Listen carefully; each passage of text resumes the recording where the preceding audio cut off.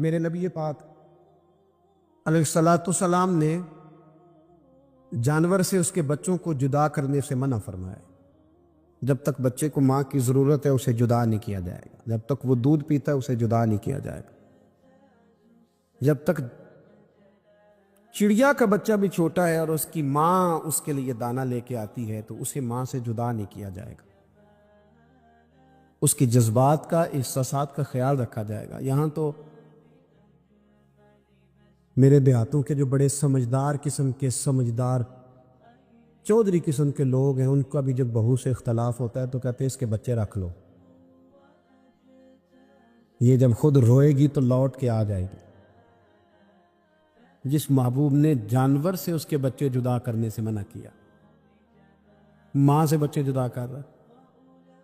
اور سیانے لوگ اور کچھ میکے بھی ایسے ہیں، میکے بھی وہ کہتے ہیں بیٹے تو آ جا اور بچے واپس کر دے، اس لیے کہ بھئی ہمارا نہیں ان سے نظام چلے گا، بچے ان کے ہیں تو ان کو دے۔ یا کتنا ظلم ہے۔ سیانہ انسان ہو کے یہ بات کر رہا ہے، سمجھدار ہو کے، عقل مند ہو کے، ذی شعور ہو کے، دعویٰ ہے اس کی بزرگی کا۔ نبی رحمت علیہ السلام کی غلام حضرت ابو ہریرہ رضی اللہ تعالیٰ عنہ فرماتے ہیں، مشکات میں موجود ہے، فرمایا کہ چڑیا آئی اور آ کے میرے نبی کے کندھوں پہ بیٹھ گئی۔ جانے اس چڑیا نے کیا کہا کہ محبوب کی آنکھوں میں آنسو آ گئے۔ حضور روئے اور فٹافٹ حضور اٹھے، فرمایا کون اس کے بچے اٹھا کے لایا ہے؟ کس نے اس کے بچے اٹھائے؟ کون ہے؟ جلدی بتاؤ۔ حضرت ابو ہریرہ کہتے ہیں ایک صحابی ہے کہ یا رسول اللہ مجھے ذرا پسند آ گئے تھے تو میں اٹھا لایا۔ حضور نے فرمایا اسے واپس کر دے، ورنہ یہ ایک میری بارگاہ میں شکایت کر رہی ہے تو قیامت میں بھی تیری شکایت کرے، اور جا وہیں رکھ کے آ جہاں سے تو اٹھا کر کے لایا تھا۔ میرے دوستو، دین اتنے اعلیٰ حقوق بیان کرے جانوروں کے اور انسان اس سے آگے بڑھ کے انسانوں کے ساتھ سلوک کرے۔ اور یہ بھی یاد رکھ لے کہ شکار ضرورت کے لیے کھیلنا جائز ہے، شوق کے لیے کھیلنا جائز نہیں ہے۔ آپ شوق کے لیے جانور مار کے گھر آ گئے، شوق کے لیے جانور مارا اور گھر آ گئے۔ معاذ اللہ تعالیٰ ایسے بھی شہزادے ہیں سیاستدانوں کے، سیٹھوں کے، نوابوں کے، جو کہتے ہیں کہ ابھی وہ کوئی کھانے کے لیے تھوڑی شکار کر رہا ہے، وہ تو نشانہ پکا کر رہا ہے اپنا۔ معاذ اللہ نشانہ سمجھ کے جانور کو مارا جائے گا۔ اور یہاں تک باتیں سننے میں ملتی ہیں کہ جانور باندھا جاتا ہے، اس پہ نشانہ کیا جاتا ہے۔ رسول پاک علیہ السلام نے لعنت فرمائی ایسے شخص پر جو بندھے جانور پر نشانہ لگاتا ہے۔ یہ ہمارے شوق ہیں، یہ بڑائی کی علامت ہے۔ چار پیسے آیا تو لوگوں نے یہ شوق پال لیے، اور بے دریغ جانوروں پر لوگ بندوقیں اٹھائے گھومتے ہیں۔ حضرت محی الدین ابن عربی کہا کرتے تھے جس کو پورا ہفتہ ہو گیا نا، وہ طریقت کا مسافر بھی۔ جاگ رہے ہیں آپ حضرات؟ کہتے تھے جس کو پورا ہفتہ ہو گیا نا طریقت کا مسافر بھی ہے، پر اللہ رسول کی یاد میں رویا نہیں۔ فرماتے تھے مجھے تو اس کے ایمان پر شک ہونے لگ گئے کہ 8 دن ہو گئے اسے خیال ہی نہیں آیا۔ حضرت عمر میدان میں جس شخص کے کبھی پاؤں نہیں لڑکھڑائے، اللہ رسول کی بات آتی تھی تو دریا بہتے تھے آنسو۔ یہاں حال ہی کوئی نہیں، خشک جملے اور جناب موٹے موٹے تراشے ہوئے فکرے اور لفظوں کی ہیرا پھیری، اس کے علاوہ کوئی چیز نظر ہی نہیں آتی۔ حضرت عمر رونے لگے، آخری وقت ہے، تڑپ رہے ہیں، آنسو بہہ رہے۔ حضرت عبداللہ ابن مسعود آ گئے، انہوں نے کہا عمر تیری ہجرت بھی بڑی باکمال تھی، تیرا اسلام قبول کرنا بھی بڑا ہی باکمال تھا، حضور بھی تجھ سے ہمیشہ راضی رہے۔ عمر تو روتا کیوں ہے یار؟ بات تو یہ ہے کہ جب تو نے خلافت سنبھالی تو پھر تیرے طریقے بھی باکمال ہی تھے، اور جب تو میدان میں اترتا تو پھر بھی تیرے معاملات باکمال تھے، اور جب تو مال غنیمت بانٹتا تھا پھر بھی تو باکمال۔ یار ہر موقع پہ تو باکمال تھا تو جاتے دفعہ روتا کیوں ہے؟ ان کا استغفار دیکھو، ان کی توبہ دیکھو۔ حضرت عمر پھر رو پڑے، کہنے لگے عبداللہ لوگوں کو میری نیکیوں کا پتہ ہے، گناہوں کا تو نہیں نا پتہ۔ وہ تو میں جانتا ہوں یا میرا مالک جانتا ہے نا، نیکیاں تو سب کے سامنے، پر من عالم کے من دانم جو اندر چھپے ہوئے گناہوں کے ڈھیر ہیں وہ تو میں جانتا ہوں۔ تو نے میرے کلمہ پڑھنے سے لے کر میری حکومت تک میری ساری نیکیاں گنوائی ہیں، اب دعا کر میرے لیے کہ رب میری نیکیاں اور بدیاں برابر برابر کر دے، مجھے درجہ نہیں چاہیے، بس اللہ مجھے معاف کر دے۔ درجوں کی ضرورت نہیں ہے، یہاں تو لوگ درجات لے کے بیٹھے۔ حافظ کہتا ہے کہ میں جتنے آیتیں ہوں گی اتنے میرے درجے بلند ہوں گے، پہلے درجوں والا کام تو کوئی کرنا۔ مولانا کہتے ہیں کہ نور کے ممبر پہ بیٹھوں گا، بھائی پہلے بتا نور کے ممبر کی طرف تیرا سفر بھی جاری ہے کہ نہیں؟ تاجر کہتا ہے کہ میں سخاوت کروں گا تو حضرت عثمان کے ساتھ جگہ ملے گی، پر حضرت عثمان کی سخاوت اور اپنی سخاوت کا فرق بھی دیکھ۔ مجاہد کہتا ہے کہ میں نبی پاک کے جہاد والے صحابہ کی پشت پہ رہوں گا تو پہلے اپنے کام تو دیکھ۔ اور جب ساری باتیں سمجھ میں نہ آئے تو پھر اللہ کی بارگاہ میں استغفار کا، پھر بیٹھ۔ بڑے لوگ استغفار کرتے، معافی چاہتے، اور یہ استغفار پھر اتنا کرم کرتا، اتنی آسانی کرتا، اس قدر بہتری کرتا کہ وہ مانگ تو اپنے گناہوں کی معافی رہے ہوتے تھے اور اللہ رحمتوں کے دروازے کھول دیتا تھا۔ اللہ ان پر کرم کے، ایک ہوتا ہے خوف، ایک ہوتی ہے خشیت۔ خوف والے لوگ توبہ کرتے ہیں، خشیت والے استغفار کرتے ہیں۔ ایک ہوتا ہے خوف، ایک ہوتی ہے خشیت والے استغفار کرتے۔ نبی کریم علیہ السلام نے فرمایا میں دن میں 100 مرتبہ استغفار کرتا، دن میں۔ توبہ والا کہتا ہے کہ میں بھول گیا تھا، مجھے معافی مل جائے، اور خشیت والا کہتا ہے میرا یار ناراض نہ ہو جائے، وہ استغفار ہی کرتا رہتا ہے، وہ معافی ماں۔ حضرت رومی نے مثال دی ہے، فرماتے ایک عورت تھی تو بھیک مانگا کرتی تھی۔ ایک دن بادشاہ کے دروازے پہ بھیک مانگنے گئی تو بادشاہ کو پسند آ گئی، اس نے نکاح کر لیا۔ 20 کنیزائیں اس بی بی کے پاس تھی خدمت کرنے کے لیے، روٹی دینے کے لیے، کپڑا دینے کے لیے، لیکن وہ ہر وقت روتی رہتی تھی، ہر وقت روتی۔ ایک سمجھدار کنیز کہنے لگی کہ ملکہ اب تیرا درجہ بہت بڑا ہے، تو ہر وقت روتی رہتی ہے، معافی ہی مانگتی رہتی ہے ہر وقت، کون سی ایسی نعمت ہے جو تیرے پاس نہیں؟ تو وہ کہنے لگی اس لیے تو روتی ہوں۔ تو کیا مانا؟ کہنے لگی اس لیے روتی ہوں کہ میں اس قابل نہیں تھی جو مجھے مل گیا، کہیں میرے سر کا سائیں ناراض نہ ہو جائے، وہ کہیں بگڑ نہ جائے۔ مجھے پتا ہے کہ میں کیا تھی اور مجھے کہاں تک پہنچا دیا، میں روتی اس لیے ہوں کہ کبھی کہیں وہ ناراض۔ حضرت عمر اس لیے روتے تھے کہ کہیں مصطفیٰ ناراض نہ ہو جائے، حضرت ابو بکر اس لیے تڑپتے تھے کہ کہیں اللہ کا فضل روٹھ نہ جائے۔ یہ جو مولا علی اپنے کمرے میں بیٹھ کے زور زور سے استغفار پڑھتے، وہ اس لیے نہیں کہ بڑے پاپ تھے جن کی معاذ اللہ معافی مانگتے تھے، اس لیے کہ رب رسول کہیں ناراض نہ ہو۔ خشیت تھی کہ جہاں ہم پہنچے ہوئے کہیں وہاں سے واپس۔ استغفار بندے کی اللہ سے صلح کرا دیتا ہے، بندے کی رب سے صلح ہو جاتی ہے جب استغفار۔ دیکھیں نا، بڑی سادی سی بات ہے کہ دو بھائی ناراض ہو تو بڑا کہتا ہے اس نے میری بے ادبی بڑی کی، تو چھوٹا اگر پاس آ جائے اور پیر پکڑ لے کہ چل یار معاف کر دے، تیرا بھائی نہیں۔ پتہ کیا ہوتا ہے؟ صرف معافی نہیں ملتی، ہاں صرف معافی نہیں، چھوٹے نے بے ادبی کر دی، بڑے کو تکلیف ہوئی، بات جب آگے بڑھی نا تو بڑے نے شکوہ کیا۔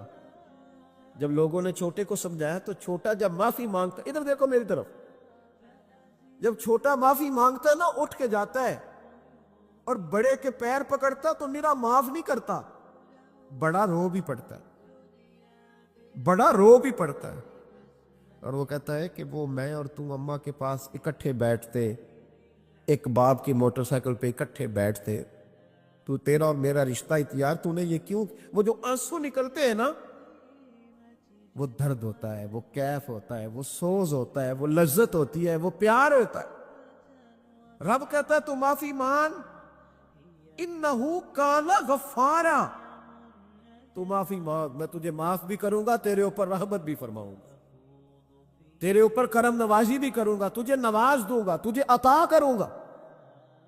حضرت موسیٰ کلیم اللہ علیہ السلام کا زمانہ مبارکہ تھا، قحط پڑ گیا، بارش نہیں ہوتی۔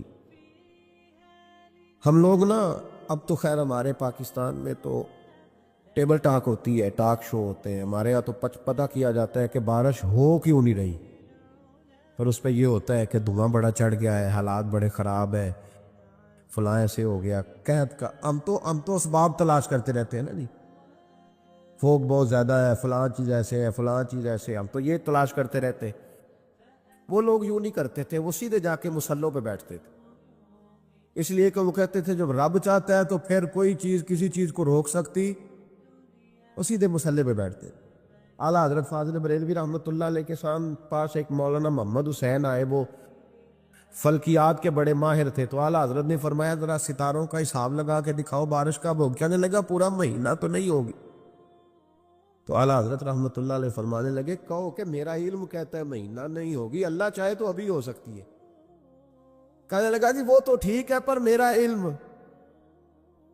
وہ جیسے روز لوگوں نے پیر نیٹو سین شاہ صاحب نہیں کھولے ہوتے کہ بارش کب آئے گی، اور اس کی طرف نہ دیکھ، مصلے پہ بیٹھ، مہربانی کر مصلے پہ بیٹھ، اللہ کی بارگاہ میں حاضر ہو، اسے معافی مانگ، اسے منا تاکہ وہ رحمت کی بارش. کہنے لگا جی میرا علم کہتا ہے. تو اعلیٰ حضرت فرمانے لگے پھر وہی بات، تو کہ اللہ چاہے تو بارش ابھی. لیکن یہ جو اڑ گئے ہیں نا بیچارے، یہ اڑ ہی گئے ہیں، یہ جہاں الجھ گئے ہیں وہاں یہ لوگ الجھ گئے. اللہ ہمیں الجھنے سے محفوظ فرمائے. اعلیٰ حضرت اٹھے تو فرمایا ٹائم کیا ہوا ہے گھڑی پہ؟ کہنے لگا جی 12. تو اعلیٰ حضرت نے گھڑی گھمائی، ہم کیا بج گیا؟ کہنے لگا 4 بج گئے. فرمانے لگے بج گئے نا 4. کہنے لگا جی آپ نے گھڑی گھما جو دی ہے. فرمانے لگے اللہ بھی جب چاہے تو ستارے گھما دیتا ہے، اللہ بھی ستارے گھما دیتا ہے بارش. کہنے لگا جی وہ تو ٹھیک ہے پر مہینہ نہیں ہو سکتی. اڑا ہوا بندہ، اس کا کوئی علاج ہے؟ جو اڑ جو جائے اس کے لیے قرآن کہتا ہے وَإِذَا خَاطَبَهُمُ الْجَاهِلُونَ قَالُوا سَلَامًا. اسے سلوٹ کرو دور سے، اسے کو تو جان اور تیرا. کہنے لگا جی ہو نہیں سکتی پورا مہینہ. فرمانے لگے یار تو جا اپنا کام کر. وہ شخص کہتا ہے میں نے دروازہ کھولا اعلیٰ حضرت کا، کمرے سے باہر نکلا تو تیز بارش ہو رہی.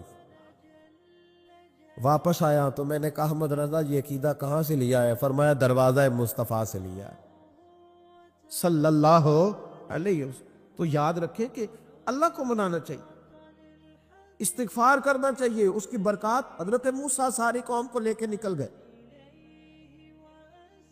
آؤ بھائی میدان میں اللہ کی بارگاہ میں استغفار کریں اور بارش کا سوال کریں،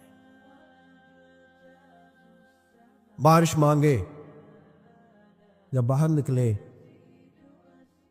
دیر تک دعائیں ہوتی رہیں تو حضرت موسیٰ علیہ السلام کو رب کریم نے وحی فرمائی کہ موسیٰ آپ کی قوم میں نے ایک شخص ہے جس کو 40 سال ہو گئے نافرمانی کرتے، اس نے رب سے صلح نہیں کی. کتنے لوگ ہیں؟ ایک. اور 40 سال سے وہ نافرمان ہے، اس کو مجمع سے نکال دو بارش ہو جائے گی. اگر ایک گناہگار کی وجہ سے بارش رک جاتی ہے اور جہاں دروازے کھلے ہوئے ہوں، جہاں تنہائیاں خوفناک ہو، اور جہاں تباہی اتری ہوئی ہو، اور جہاں لوگ کروڑوں روپیہ مال ہڑپ کر گئے ہوں، اور جہاں علماء کو ہتھ کڑیاں لگا کے ٹھنڈی زمینوں پہ لٹا دیا جائے اور قوم کہہ رہی ہو اچھا ہوا اچھا ہوا، اور لوگ پھبتیاں اڑا رہے ہوں، مذاق کر رہے ہوں، تو پھر اس قوم پہ کس طرح کر کے فضل الہی. اور یہ مولوی کا معاملہ نہیں، یہ تو ممبر رسول کا معاملہ ہے. میرے مصطفیٰ نے یہ نہیں کہا پیر میرا وارث ہے، حضور نے فرمایا عالم میرے دین کے وارث ہے. ہاں حضور نے فرمایا جس نے عالم کے چہرے کا دیدار کیا سمجھے میں نے اپنے نبی کی زیارت کی ہے. لیکن یہاں تو خیر یہ عنوان نہیں، ورنہ میں اس پر جاتا. ہائے، تو کہا ایک بندہ ہے 40 سال سے اللہ کی نافرمانی کر رہا ہے، وہ اگر نکل جائے تو بارش ہو جائے گی. حضرت موسیٰ نے اعلان کر دیا بھی ایک شخص ہے، وہ اگر نکل جائے تو بارش ہو جائے گی. پتہ تو ہوتا ہے نا سب کو، مجھے بھی پتہ ہے کہ میں اندر سے کیسا ہوں، اور آپ کو بھی خبر تو ہوتی ہے نا جی. جب بات ہو رہی ہوتی ہے تو پھر پتہ تو چلتا ہے نا کہ بات کہاں جا کے سیٹ ہو رہی ہے، پتہ چلتا ہے نا. اسے بھی چل گیا پتہ اب اندر ہی اندر رونے لگا. اور دیکھو امام رازی اور امام غزالی دونوں نے لکھا ہے کہ اس درد سے رویا، اس درد سے کہ ادھر والے کو بھی پتہ نہ چل جائے، مجمع کے اندر کھڑا ہے اور ادھر والے کو بھی استغفار، دیکھو ادھر والے کو بھی پتہ نہ چل جائے اور ادھر والے کو بھی کہیں ہجوم میں غم میں بھی توہین ضبط غم نہ ہوئی. ہم اس احتیاط سے روئے کہ آنکھ نم نہ ہوئی، ہجوم میں غم میں بھی توہین ضبط غم نہ ہوئی. ہم اس احتیاط سے روئے کہ آنکھ نم نہ ہوئی، روئے بھی پر کسی کو آنسو نہیں دیکھنے دیے. اب اس درد سے کہتا ہے اللہ تو تو معاف کرنے والا ہے نا، تو تو معاف کرتا ہے، پردہ پوشی کرتا ہے، اور مالک اگر لوگوں کو پتہ چل گیا تو میرے تو بچوں کا بھی جینا حرام کر دے. یا اللہ میری تو آنے والی نسل بھی تڑپ کے وقت گزارے گی. مالک تو معاف کر دیا کرتا ہے، لوگ نہیں معاف کرتے. اے اللہ یہ میری خوبیاں بھول جائیں گے، میری خامیوں پر بات. مالک میں یہ ذلت نہیں برداشت کر سکتا، فضل فرما. حضرت موسیٰ نے دوبارہ اعلان کیا، نکلتے ہو کہ نہیں نکلتے؟ پھر تڑپا، خداوندا مجھے بے آبرو نہ کر. یہ ذلت اور رسوائیاں یہ نہیں برداشت ہوتی. اللہ درگزر حضرت موسیٰ نے تیسرا اعلان کیا، نکلتا ہے یا میں پھر اس کا نام لوں؟ اللہ سے پوچھ کے نام لوں اس کا، بتاؤ کون ہے؟ اب تو تڑپ گیا، کہنے لگا مالک میں تیری بارگاہ میں استغفار کرتا ہوں، آئندہ نہیں کرتا، آئندہ نہیں کرتا. یہ لفظ ادا کیے، بندہ کوئی بھی نہیں نکلا. رب کریم نے بارش عطا کر دی، تیز بارش. جب برسی نا تیز بارش، لوگ تو مین دیکھ کے دوڑ گئے. تو حضرت موسیٰ کہنے لگے یا اللہ مجھے بھی تو بتا، تو نے کہا تھا کہ جب تک بندہ نہیں نکلتا بارش نہیں ہوگی. تو نکلا کوئی بھی نہیں، بارش ہو گئی، ماجرا کیا ہے؟ تو رب کریم نے فرمایا موسیٰ بس اس نے مجھ سے صلح کر لی، اس نے مجھ سے صلح کر لی. اور امام غزالی نے لفظ لکھے، حضرت موسیٰ نے پوچھا، حالانکہ اللہ اپنے نبیوں کو غیب کے خزانے دیتا ہے، پوچھا کہ اے اللہ مجھے اس کا نام بتا دے. تو رب کریم نے فرمایا موسیٰ جب گناہ گار تھا تب نہیں کسی کو بتایا، جب پاپی تھا تب نہیں بتایا، جب مجرم تھا تب نہیں بتایا، اب کیسے بتا دوں؟ فرمایا اس کی میری صلح ہو گئی ہے. اور فرمایا جو بارش نہیں نہ ہو رہی تھی وہ بھی اس کی وجہ سے نہیں ہو رہی تھی، اب جو ہوئی ہے نا تو یہ بھی اسی کی وجہ سے ہوئی ہے. یہ بارش اب جو ہوئی ہے تو یہ بھی یہ اس گناہگار کے سبب سے. اپنی راتیں اللہ کے ساتھ گزارے، مصلی پہ بیٹھے. میرے صاحب رحمۃ اللہ علیہ سے جب کو کہتا نا کہ بڑا پریشان ہوں تو کچھ بتائیں، تو فرماتے آج رات مصلی پہ بیٹھ کے اپنے رب سے بات کرنا، میں بھی بات کروں. بندوں کو دکھ بتانے سے عزت میں کمی آتی ہے، اور اگر اللہ کو بندہ اپنے دکھ بتائے تو اللہ عزتیں بڑھا دیتا ہے. ترمذی شریف کی حدیث ہے، نبی پاک علیہ السلام نے فرمایا اگر تو دنیا داروں کو دکھ بتائے گا تو اللہ تجھے غنی نہیں کرے گا، اور اگر تو اپنے رب کو بتائے گا تو اللہ بڑی جلدی تجھے دنیا سے بے نیاز کر دے. تجھے لوگوں کی ضرورت نہیں رہے گی. استغفار کرے، کثرت سے کرے، ذوق سے کرے، مصلی آباد رکھے. ہر شے دیکھو نا، جس طرح کھانے کی میز آباد رہتی ہے، بستر آباد رہتا ہے، ہمارے دیگر معاملات، اگر مصلی نہ آباد رہے تو روح بے چین رہتی، طبیعت بے قرار رہتی. انسان میں نے دیکھا ہے بڑے بڑے سمجھدار لوگ پاگلوں جیسی زندگی گزار رہے ہیں، بولتے جا رہے ہیں، بولتے جا رہے ہیں، بولتے جا رہے ہیں. ایسے کسی کو کوئی خبر کہ 6 فون اٹھائے ہوئے ہیں، ایسے جیسے ڈسٹرب ہو گئے مینٹلی طور پر. وجہ کیا ہے کہ ان سے جان نہیں چھڑاتے. کبھی سارے موبائل بند کر کے نا، سارے بچے ہر چیز سائیڈ پہ کر کے مصلی پہ بھی آنا چاہیے. اور مالک تو بڑا ہی قریب ہے، اللہ تو بڑے کنز المال کی حدیث سنا کے بعد سمیٹتا ہوں. نبی پاک صلی اللہ تعالی وسلم فرماتے ایک شخص تھا بنی اسرائیل میں، بڑا مالدار تھا، تو پھر اس پہ غربت آ گئی. جب غربت آئی تو رو پڑا، کہنے لگا اے اللہ میں غریب ہو گیا ہوں، میری مدد فرما، میں نے بڑی نافرمانی کی ہے تیری. مالدار جب تھا تو بڑی موج کو، یا اللہ میں نے بڑی اب نہیں کروں گا، مجھے اس غربت سے نکال. تو اللہ نے فرشتوں سے کہا کہ دے دو جو مانگتا ہے. تو فرشتے کہنے لگے یا اللہ یہ توبہ کر کے نہیں آیا، ڈر کے نہیں آیا، یہ تو الجھ گیا تب آیا ہے. یہ تجھ سے ڈر کے ہوتا ہے نا ایسے کہ لوگ اللہ سے نہیں ڈرتے جتنا غربتوں سے معاذ اللہ ڈرتے. یا اللہ یہ تو وہ الجھ گیا تب آیا, تو اللہ نے فرمایا پتہ مجھے بھی ہے, لیکن آ تو گیا ہے نا, چلو دے دو. تو کہا یا اللہ اگر دے دیا تو دوبارہ نہیں آئے گا. فرمایا اس کا بھی مجھے پتا ہے, تم دے دو. اسے دے دیا. جب دولت مل گئی نا تو کہنے لگا اوہو وہ تو میں نے اس طریقہ سے ہی استعمال کیا اس لیے کامیاب ہو گیا. پھر کچھ وقت گزرا تو پھر الجھ گیا, پھر قرضے چڑھ گئے, پھر سارے اولاد کہنے لگا یا اللہ اب نہیں کرتا, اب معاف کر دے. 70 دفعہ توبہ کی اور 70 دفعہ توڑی. حبیب کریم فرماتے ایک دن بستر پہ تھا, آسانی تھی, 70 دفعہ فرشتوں نے کہا یا اللہ یہ جھوٹا ہے, جھوٹ بولتا ہے, یہ تو غربت ہے, یہ تو تیری بارگاہ میں آیا ورنہ کبھی نہ آتا. بیمار ہوا ہے تو آیا, اس کا تو بچہ بیمار ہوا ہے تو آیا ورنہ کبھی نہ آتا. 70 دفعہ توبہ توڑی. ایک دن رات کو بستر پہ لیٹا تھا, دولتیں بھی تھی, آسانیاں بھی تھی. دل میں خیال آیا میں کتنا جھوٹا ہوں, جب الجھ جاتا ہوں تو اس کے دروازے پہ جاتا ہوں اور وہ کتنا قریب ہے, مجھے خالی نہیں لوٹاتا. تڑپ اٹھا, آنسو نکل گئے, اٹھ کے مصلے پہ کھڑا ہوا تو رب کریم نے فرشتوں سے فرمایا کھول کے دیکھو دروازے, آج یہ غربت کی وجہ سے نہیں آیا, آج میرا بن کے آیا ہے.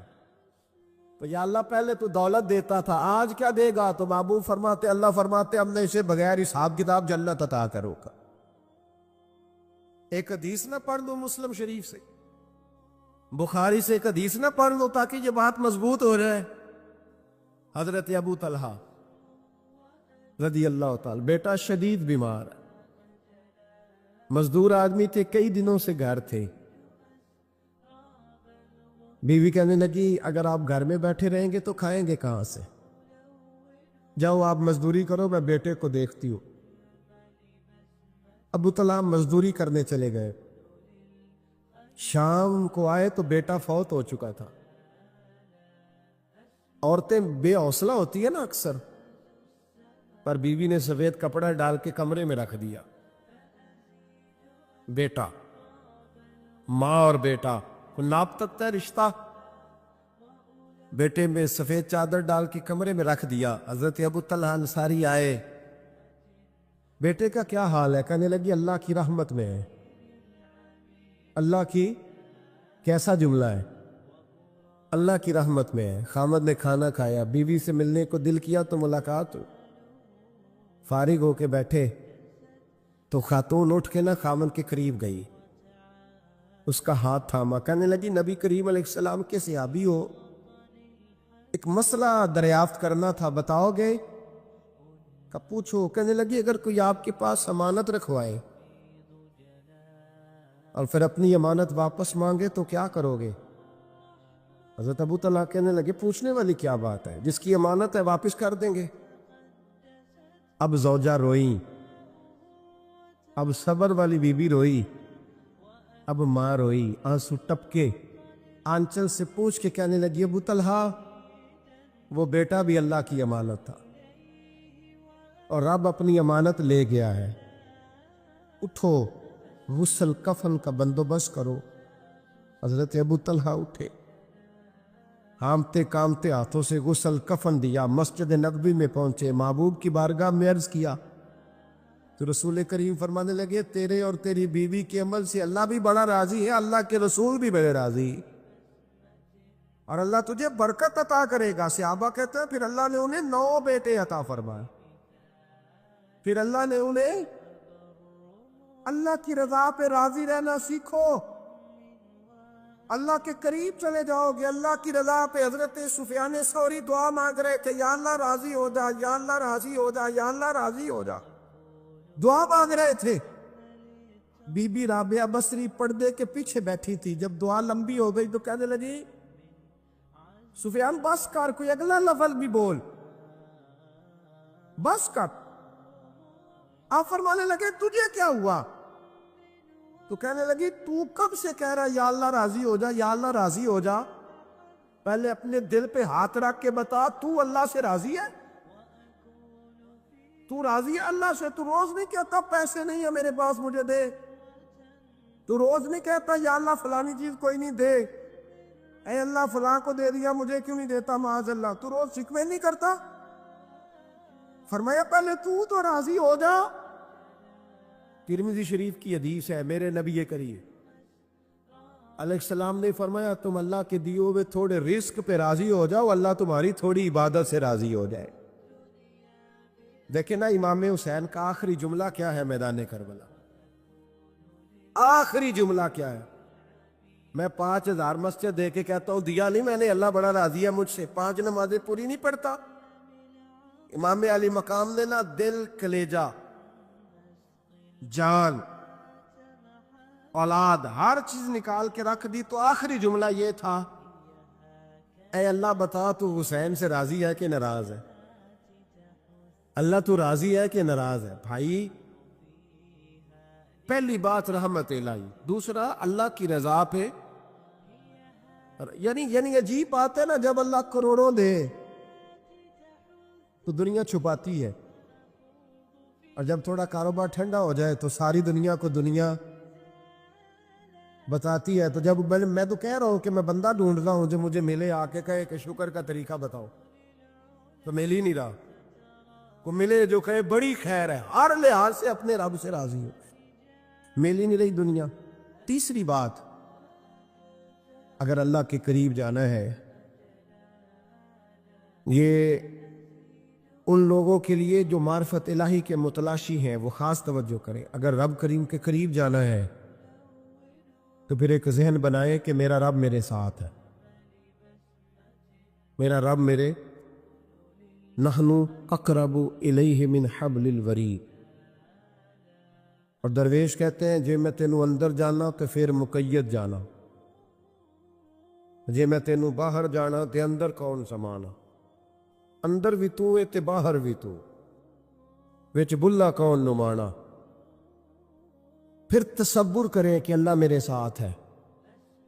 حضرت جنید بغدادی رحمت اللہ علیہ کہتے ہیں میں نے اپنے مرشد سے کہا کوئی وظیفہ جو پڑھا کروں، تو فرمانے لگے جنید پڑھا کر کہ اللہ میرے ساتھ ہے اور اللہ مجھے دیکھ رہا ہے، یہ وظیفہ پڑھا کر۔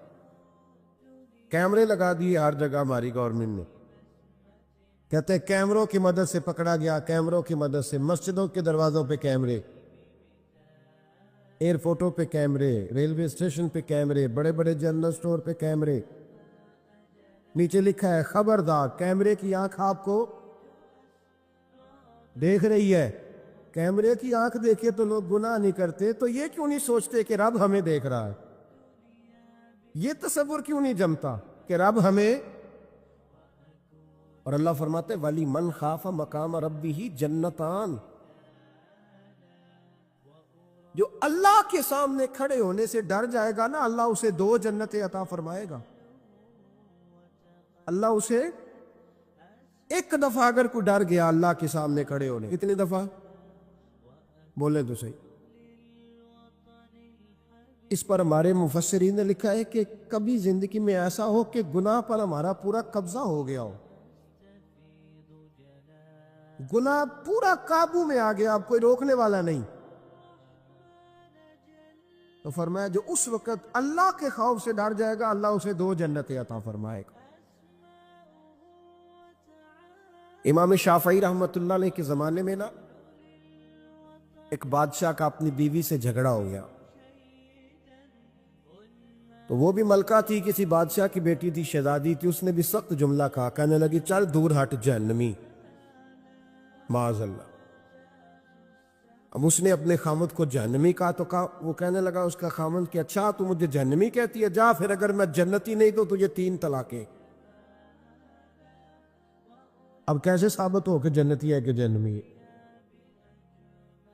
کیسے پتا چلے گا؟ علماء سے پوچھا تو وہ کہنے لگے ہم کیسے بتائے گا، کون ڈگری دے کہ تو جنتی ہے کہ جہنمی ہے؟ بات دور نکل گئی، امام شافعی کے پاس گیا، وہ رسوخ رکھتے ہیں علم فقہ کا، ان کے پاس گیا، جا کے کہنے لگا حضور یہ مسئلہ ہے۔ امام صاحب فرمانے لگے اکیلے میں مجھے ملتے ہو؟ وہ اندر آیا، کچھ دیر گفتگو ہوئی تو امام صاحب فرمانے لگے لو جی یہ بندہ جنتی ہے، اس کی بیوی کو طلاق کوئی نہیں ہوئی، یہ جنتی ہے۔ آپ کو پتہ ہے لوگ فتویٰ جلدی دے دیتے ہیں، کچھ لوگ خلاف تقریریں کرنے لگے کہ بادشاہ تھا تو امام صاحب نے بچا لیا ہے۔ کیسے؟ آپ نے ڈگری دے دی کہ جنتی ہے جی۔ تو امام صاحب کہنے لگے تم بحث نہ کرتے تو میں بات پردے میں رہنے دیتا۔ سنو، میں نے بادشاہ کو تنہائی میں بلا کے پوچھا ہے کہ کبھی اللہ سے بھی ڈرے ہو؟ صرف اس لیے کہ اس وقت اللہ دیکھ رہا ہے۔ یہ نیت کبھی بندوں سے ڈر کے تو بندے بڑے گناہ نہیں نہ کرتے، کبھی اللہ سے ڈر کے بھی چھوڑا ہے؟ تو بادشاہ کہنے لگا بالکل چھوڑا ہے۔ میری ایک کنیز تھی بڑی خوبصورت، غریب گھر کی ملازمہ، غریب گھرانے کی تھی۔ ایک دن میں آیا تو میرے کمرے میں صفائی کر رہی تھی، معاذ اللہ میرا اس پہ دل آ گیا، میں نے دروازہ بند کر لیا۔ دنیا کی کوئی طاقت نہیں تھی، میرا اپنا محل تھا، مجھے کچھ دیکھ بھی لیتا تو کسی میں جرت نہیں تھی مجھے منع کرنے، اور میں چونکہ حکمران تھا اور مطلق العنان تھا، کوئی شکایت بھی نہ کرتا۔ لیکن جب میں نے اس کی طرف ہاتھ بڑھایا تو اس نے ایک ہی لفظ کہا، کہنے لگی تو اللہ سے نہیں ڈرتا؟ تو اللہ سے نہیں ڈرتا؟ کہنے لگا کوئی نہیں تھا امام صاحب مجھے منع کرنے والا، کوئی نہیں تھا۔ لیکن جب اس نے کہا تو اللہ سے نہیں ڈرتا تو میں کانپنے لگا۔ میں نے اس سے معافی مانگی، غریب ملازمہ سے میں نے بادشاہ ہو کے معافی مانگی۔ میں نے معافی مانگی، پھر میں نے دروازہ کھولا، کہتے وہ چلی گئی۔ امام صاحب کہنے لگے اٹھ میرے سینے سے لگ۔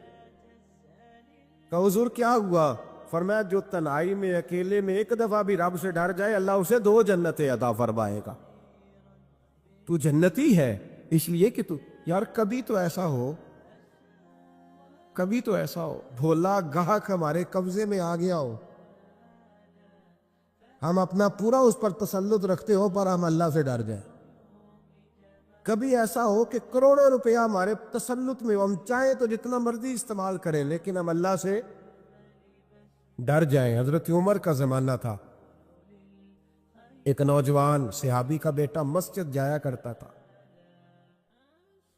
بڑا نیک تھا۔ ایک عورت اس کو اپنی طرف بلانے لگی، لبھانے لگی، نوجوان تھا۔ ایک دن دل آ ہی گیا بی بی پہ، عشاء کی نماز پڑھ کے اس کے گھر کی طرف جا رہا تھا کہ کسی قاری صاحب نے آیت پڑھ دی، وَلِمَنْ خَافَ مقام ربہ جنتان، جو اللہ کے سامنے کھڑے ہونے سے ڈرے گا رب 2 جنتیں عطا کرے۔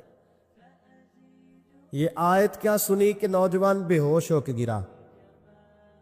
کسی نے باپ کو خبر دی کہ تیرا بیٹا بے ہوش ہے، باپ گھر لائے، بالوں میں ہاتھ پھیرا، بیٹے کیا ہوا؟ اس نے آنکھیں کھول کے کہا ابا جی میں نے گناہ کیا نہیں، لیکن میرا قبضہ پورا ہو گیا تھا گناہ پہ۔ وہ بالکل راضی تھی، میں چاہتا تو میں گناہ کر لیتا لیکن میں اللہ سے ڈر گیا۔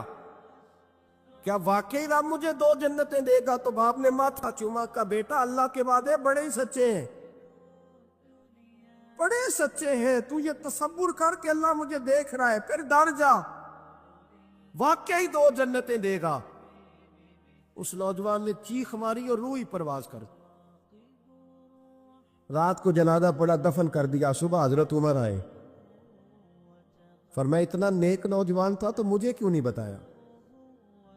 میں اس کے غسل میں شریک ہوتا، کفن میں شریک ہوتا، میں جنازہ پڑھاتا، حضور بس رات دیر ہو گئی دفن کر دیا۔ امام سیوطی نے لکھا، ابن کثیر نے لکھا، ابن عساکر نے لکھا، حضرت جناب عمر فاروق فرمانے لگے ہو مجھے بتاؤ تو صحیح اس کی قبر کہاں ہے؟ نیک ہو کوئی بندہ تو قبر پہ جانا چاہیے۔ فرمایا بتاؤ قبر کہاں ہے؟ حضرت عمر کو قبر پہ لے گئے تو سیدنا فاروق اعظم قبر پر کھڑے ہو کے فرمانے لگے نوجوان مجھے امید ہے اللہ نے تجھے 2 جنتیں دی ہوں گی۔ حضرت عمر کہتے ہیں مجھے اللہ کی قسم قبر کے اندر سے بول پڑا، کامے پیرونا دے باہو قبر جنا دی جیوے۔ قبر کے اندر سے بول پڑا، کہنے لگا عمر امید والی بات نہیں، میرے رب کے وعدے بڑے سچے ہیں، اس نے واقعی مجھے 2 جنتیں عطا فرمائی، اس نے واقعی 2 جنتیں دی ہیں۔ کبھی کوئی کام تو ایسا ہو جو صرف اللہ سے ڈر کے چھوڑا جائے، پھر اس کا قرب پانا آسان ہو جائے گا۔ اللہ سمجھنے کی توفیق عطا فرمائے۔